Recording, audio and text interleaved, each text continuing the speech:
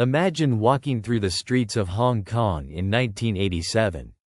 The city gleams with modernity, skyscrapers reaching toward the heavens, British colonial architecture mixing with Chinese tradition. But then you turn a corner, and suddenly, you're facing something that doesn't belong in this world. A massive, cancerous growth of concrete and steel, blocking out the sky. Buildings stacked upon buildings, tangled together like some nightmarish organism. This is the Kowloon Walled City, and you're about to discover why it became the most infamous slum on planet Earth. The story begins not with poverty or crime, but with a bureaucratic accident that would shape decades of human misery and resilience. In 1898, when Britain leased the new territories from China, a small Chinese military fort was specifically excluded from the agreement. This tiny plot of land, measuring just 200 by 100 meters, remained technically under Chinese jurisdiction. Neither Britain nor China wanted to claim responsibility for it after World War II. And in that power vacuum, something extraordinary happened. People simply moved in and started building. No permits, no plans, no rules. What started as a few squatter huts in the 1940s exploded into an architectural monstrosity by the 1960s. Refugees fleeing communist China poured into Hong Kong by the thousands, and the walled city asked no questions. You didn't need papers. You didn't need money. You just needed the courage to enter. Families squeezed into spaces the size of parking spots. Entrepreneurs opened businesses in rooms without windows. The city grew not just outward, but upward and inward, consuming every cubic meter of available space. Here's what made the walled city truly unique. Because no government claimed authority over it, there were no building codes, no safety inspections, no zoning laws. If you wanted to add another floor to your building, you just did it. The result was organic chaos. Buildings merged together until you couldn't tell where one ended and another began. The entire complex became a single megastructure, a hive of humanity where 14-story buildings stood on foundations designed for two. Walk with me through the walled city at its peak in the 1980s. You enter through one of the few openings in the perimeter, and immediately the sunlight dies. The buildings are packed so tightly together that natural light penetrates only the first few meters. Beyond that, you're walking through permanent twilight. Fluorescent tubes and bare bulbs provide the only illumination, casting everything in a sickly, artificial glow. The air is thick and wet, heavy with steam from countless factories and kitchens. Water drips constantly from above, a rain that never stops, condensation from air conditioners and leaking pipes creating a perpetual indoor weather system. The corridors are barely wide enough for one person to pass. Electrical wires hang in tangled masses overhead, jerry-rigged connections splicing into the main lines. No one paid for electricity in the traditional sense. You either tapped into someone else's line or you sat in darkness. The cables grew thicker and more chaotic with each passing year, a physical representation of the city's anarchic growth. Let me tell you about the people who called this place home. 50,000 souls crammed into 6.4 acres. To put that in perspective, if the entire Earth had the same population density as the Kowloon Walled City, we'd have over 3 trillion people on this planet. Every square meter had to serve multiple purposes. Your bedroom was your living room was your kitchen. Families of 6 lived in apartments smaller than most Western bathrooms. Privacy was a luxury that simply didn't exist. You could hear everything your neighbors did.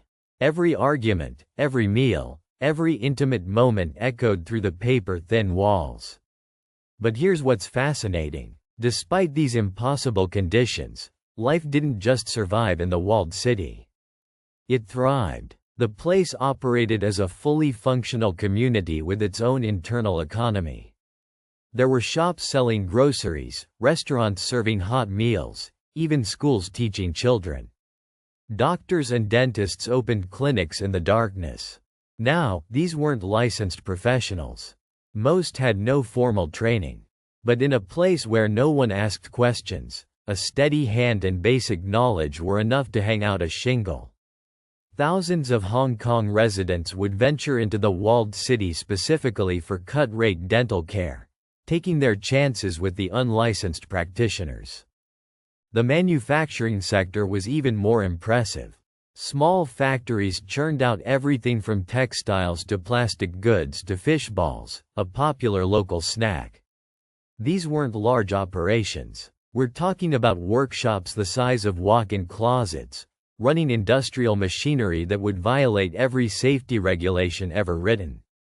Workers, often children, operated in conditions that would shock modern sensibilities.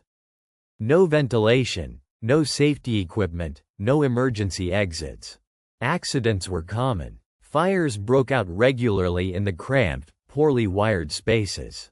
And yes, there was a dark side. The walled city became a haven for the triads, the Chinese organized crime syndicates. Drug manufacturing and distribution operated openly in the deeper recesses of the complex. Opium dens and gambling halls catered to addicts and desperate men. The police rarely entered, and when they did, it was in large groups, heavily armed. The triads had eyes everywhere in the narrow corridors. But here's what you need to understand. For every criminal operation, there were dozens of honest families just trying to survive. The majority of residents weren't gangsters or drug dealers. They were factory workers, shopkeepers, grandmothers watching children. Many residents speak of the walled city with genuine nostalgia. They remember the sense of community, the way neighbors looked out for each other. In a place where the government provided nothing, people created their own social systems. Informal councils mediated disputes. Community leaders organized cleanup efforts and tried to maintain some semblance of order. Let me paint you a picture of daily life. You wake up in your 100-square-foot apartment. There's no window, so you can't tell if it's morning or midnight without checking a clock. You wash your face in a communal bathroom shared by 50 other people. The water pressure is terrible because you're on the 10th floor and the plumbing system was never designed to pump water this high. You navigate through the dark corridors to your job, maybe in a noodle factory 2 floors down. You work 12 hours in the artificial light and oppressive humidity. Then you go home, eat dinner in the same room where your entire family sleeps, and try to rest despite the constant noise. Children grew up never seeing direct sunlight except when they left the walled city. Can you imagine that? An entire generation raised in permanent twilight. Kids played in the narrow alleys, their games adapted to the claustrophobic environment. To them, this vertical maze was normal. The outside world, with its open spaces and blue skies, was the strange place. The infrastructure defied all logic. The water system was a nightmare of interconnected pipes, added piece by piece over decades with no central plan. By the time water reached the upper floors, the pressure was so weak it came out as a trickle. Residents on higher floors often had to wake up early in the morning when water pressure was slightly better. The sewage system was even worse. Pipes leaked constantly, and blockages were common. The smell in certain areas was overwhelming. Garbage disposal was an ongoing crisis. There was no organized collection inside the walled city. Residents had to carry their trash through the corridors to disposal points on the perimeter.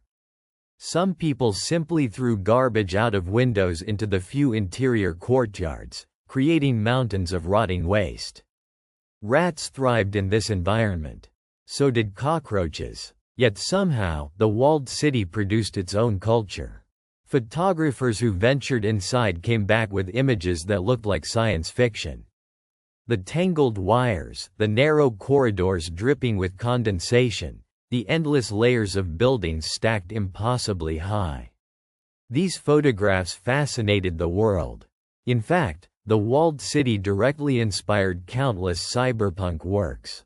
The dense, vertical slums in movies and anime. That aesthetic didn't come from imagination. It came from Kowloon. Architects and urban planners studied the walled city with morbid fascination. It represented the ultimate failure of urban planning, but also a strange success. Somehow, without any central authority, the residents had created a functioning city. The building methods were intuitive. When someone wanted to add a floor, they'd look at the existing structure and figure out how to support the new weight. No engineers, no calculations, just practical experience passed from person to person. The rooftops were the only place where sunlight reached, and they became precious communal spaces. Residents would climb up to the top, emerging from the darkness into open air. Gardens were planted in whatever containers people could find.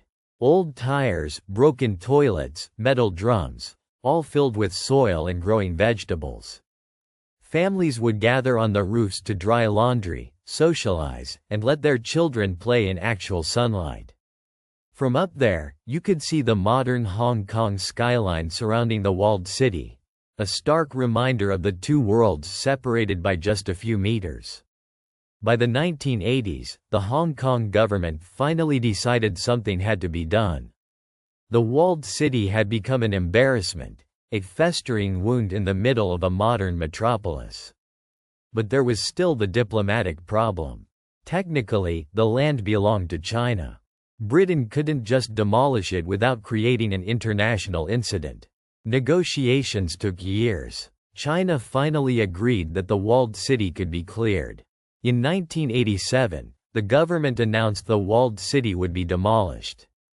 Residents were offered compensation and public housing. Many accepted grudgingly. The compensation was modest, and public housing, while better constructed, came with rules and regulations. You couldn't run your unlicensed clinic from a government apartment. You couldn't operate your underground factory. For the entrepreneurs who had thrived in the lawless environment, the end of the walled city meant the end of their livelihoods. Some residents fought the eviction. They loved their community despite its flaws. Protests erupted, but they were futile. One by one, families moved out. Buildings were emptied. The factories fell silent. By 1993, the walled city was a ghost town. Then came the demolition. It took months. The buildings were so interconnected that they had to be taken apart piece by piece. Workers with sledgehammers and cutting torches slowly dismantled the megastructure. What they found inside was both fascinating and horrifying. Rooms that had been sealed off for years. Illegal workshops with machinery still in place. Hidden spaces that even longtime residents didn't know existed. As the walls came down, sunlight touched parts of the ground that hadn't seen natural light in decades. The soil underneath was contaminated with decades of chemical runoff from the factories. The government decided not to construct new buildings on the site. Instead, they created a park. The Kowloon Walled City Park opened in 1995, a traditional Chinese garden built on the footprint of the slum. A few original artifacts were preserved, but mostly, the park erases the memory of what stood there.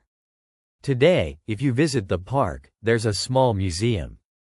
Photographs line the walls. Scale models show what the walled city looked like.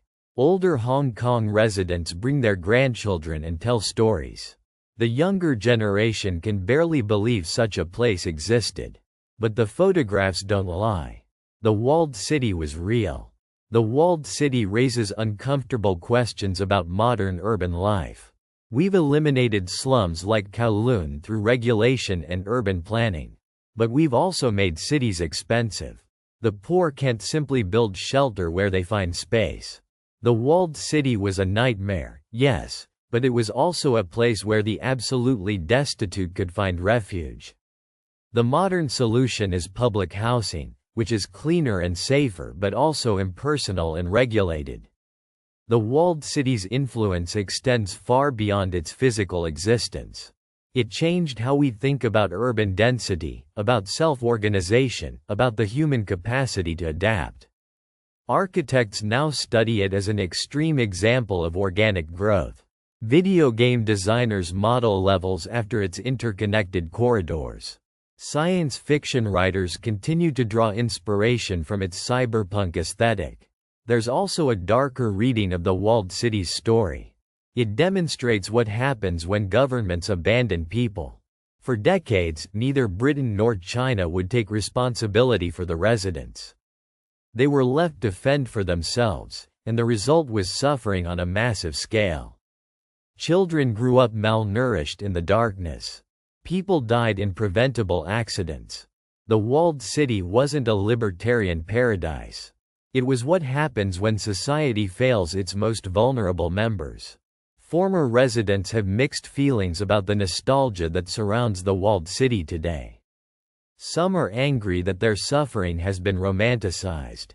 They remember the grinding poverty, the constant fear, the desperation. Others are glad the walled city is remembered at all. They worry that without the photographs and documentaries, the world would forget that 50,000 people lived and died in that place. The Kowloon Walled City existed for less than 50 years in its final form, but its legacy endures. It stands as a testament to human adaptability and a warning about what happens when we abandon the most vulnerable among us.